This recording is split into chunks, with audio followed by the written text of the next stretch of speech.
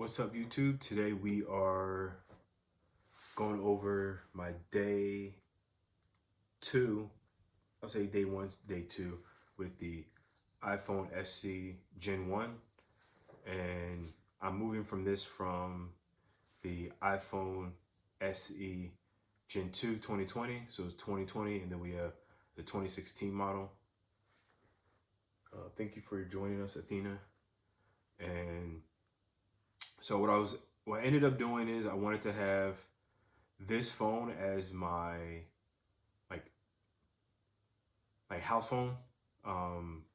Like I had all my contacts. So I wanted to have two phones. I want to have one as my daily driver, and then I want to have one as my backup phone, like my house phone. So Gen 2 was going to be my house phone. That's the number that all my friends have. And then my backup phone, my disconnect phone, my minimalist phone would have been this iPhone SE Gen 1. Both are 128 gigabytes. Both are in 128 gigabytes. And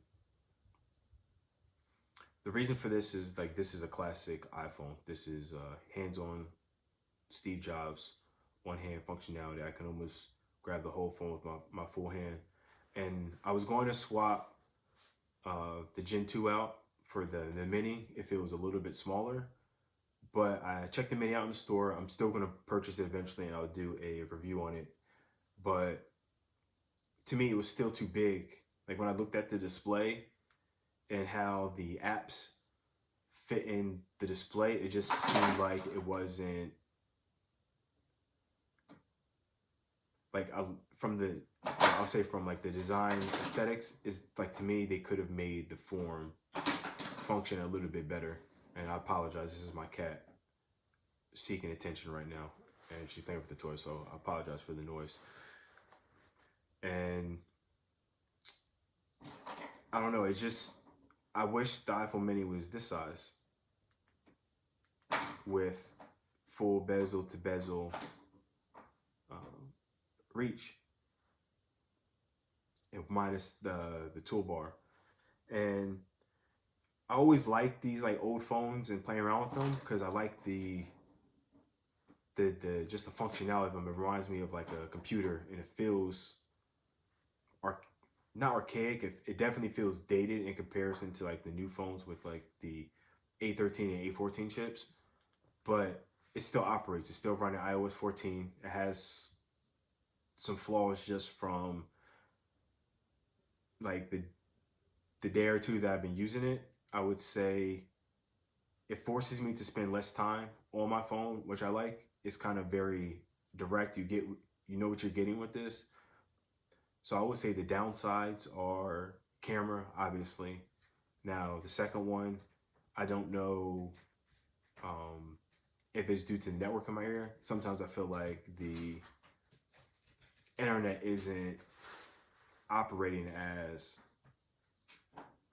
fast and as it would be on a new phone. If I go to Safari and I type in something, sometimes this will buffer. So I don't know if it's an antenna issue or a tower issue.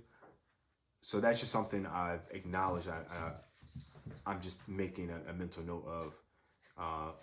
Third one, downside, just the software being outdated. It's